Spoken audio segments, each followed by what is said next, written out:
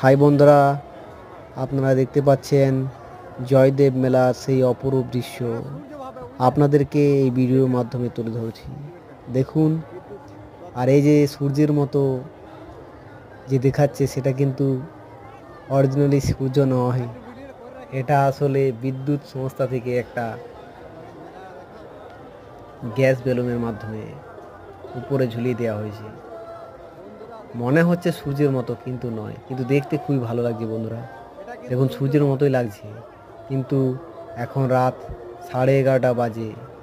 ওই টাইমের ভিডিও আমি আপনাদেরকে শেয়ার করতে চলেছি। তো দেখুন, জয়দেবের সেই মেলার ভিড় কী ধরনের হয় আপনারা অনেকেই জানেন, আবার অনেকেই জানেন না। দূর দূরান্ত থেকে যারা আসতে পারেন না তাদের জন্য এই ভিডিওটা আমি করছি, দেখার জন্য আপনাদের সামনে পৌঁছে দিচ্ছি। আপনারা দেখুন এবং ভালো লাগলে লাইক, শেয়ার, কমেন্ট অবশ্যই করবেন।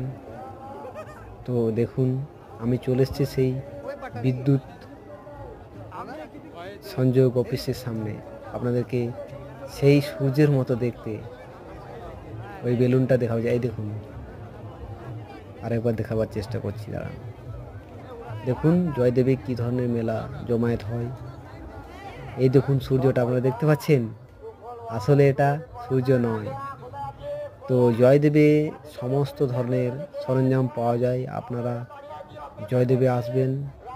কিন্তু বলে দিই, এই টাইমে প্রচণ্ড শীত করে।